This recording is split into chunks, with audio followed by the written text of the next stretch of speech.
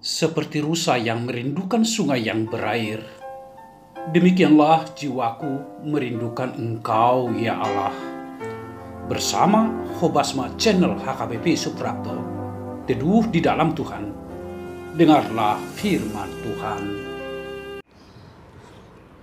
Kasih karunia dan damai sejahtera yang daripada Allah Bapa dan dari anaknya Tuhan Yesus Kristus menyertai saudara semuanya. Amin. Horas Samanginang. Kita kembali akan mendengarkan firman Tuhan, renungan harian dari Hobasma Channel HKBP Jalan Lejen Suprapto yang diambil dari kitab Yakobus pasal pertama ayat 13. Apabila seorang dicobai, janganlah ia berkata, pencobaan ini datang dari Allah. Sebab Allah tidak dapat dicobai oleh yang jahat, dan ia sendiri tidak mencobai siapapun. Demikian firman Tuhan.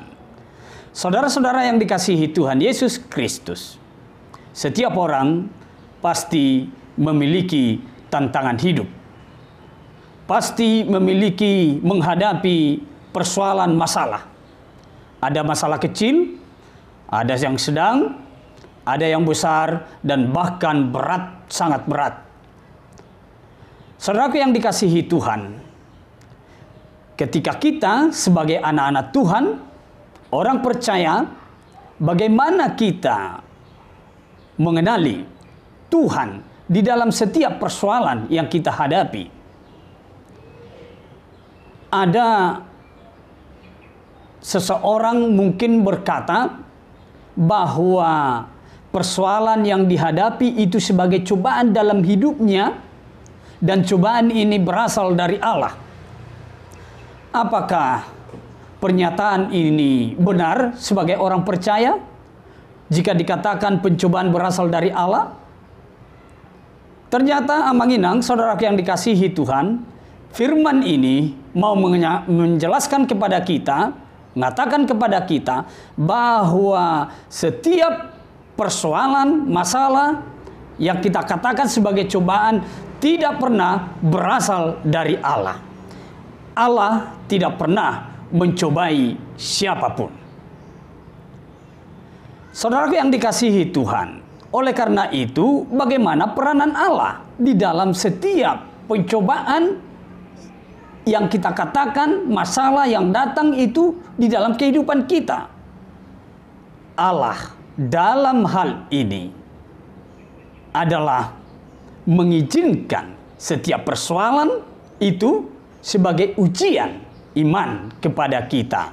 Lantas dari siapa pencobaan ini? Dikatakan jika kita melihat apa yang terjadi kepada Ayub di kitab Perjanjian Lama, dia menghadapi pencobaan yang sangat berat. Pencobaan dalam hidup. Dia menderita sakit, dia kehilangan harta, dia kehilangan keluarga, anak-anak, dan dia dijauhi sahabat-sahabatnya. Ini persoalan yang sangat berat dihadapi Ayub. Tetapi dalam persoalan itu, masalah itu, ternyata pencobaan itu berasal dari iblis, dari si jahat. Tuhan mengizinkan iblis, si jahat, mencobai Ayub. Untuk apa?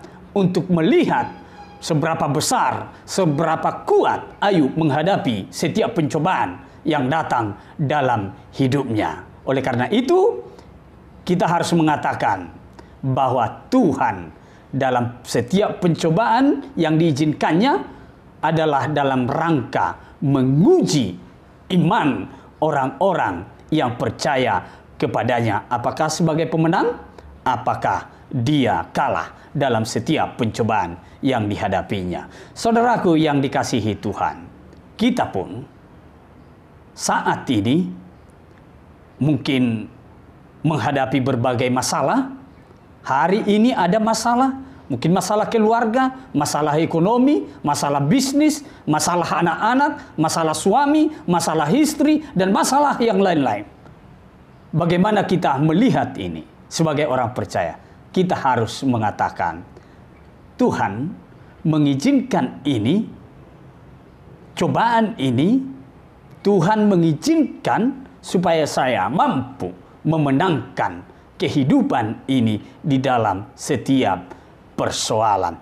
Tuhan Yesus sebagai teladan bagi kita, dia pernah dicobai iblis 3 kali, tetapi dia memenangkan cobaan itu. Yesus Kristus sebagai pemenang. Kita pun sebagai murid-murid Yesus Kristus, kita harus memenangkan setiap pencobaan yang datang dalam kehidupan kita. Jangan takut, jadilah pemenang. Tuhan senantiasa memberkati dan menyertai kita di dalam setiap persoalan yang kita hadapi. Tuhan Yesus memberkati kita. Amin. Kita berdoa. Terima kasih Allah Bapa di sorga buat firman Tuhan hari ini yang menyapa kami supaya kami mampu melihat setiap persoalan, masalah yang datang dalam kehidupan kami, yang mungkin itu kami katakan sebagai pencobaan, tetapi pencobaan itu tidak berasal dari Tuhan. Tuhan mengizinkan pencobaan itu untuk menguji iman kami, supaya kami mampu sebagai pemenang. Apapun yang terjadi, kami adalah pemenang seperti Yesus Kristus yang memenangkan pencobaan yang dilakukan iblis. Ya Tuhan Allah Bapa kami, kiranya Tuhan menyertai jemaat Tuhan, saudara-saudara kami dimanapun saat ini berada, yang mengikuti, mendengarkan renungan Hobasma ini. Biarlah Tuhan juga menguatkan mereka dalam setiap masalah-masalah yang dihadapi. Biarlah mereka semua tahan uji, mampu sebagai pemenang.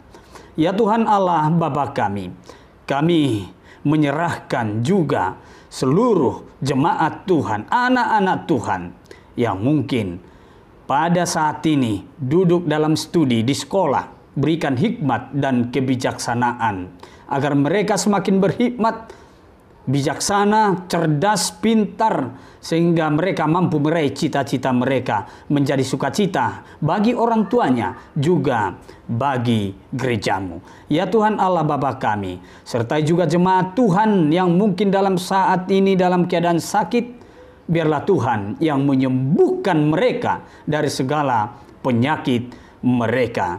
Di dalam setiap pekerjaan aktivitas satu hari ini, mari Tuhan bantu, tolong berkati pekerjaan mereka, tambahkan sukacita. Kami menyerahkan seluruh kehidupan kami ke dalam tangan Tuhan. Biarlah Tuhan tetap menyertai kami. Di dalam nama Yesus Kristus, Tuhan dan Juru Selamat kami, kami telah berdoa dan mengucap syukur.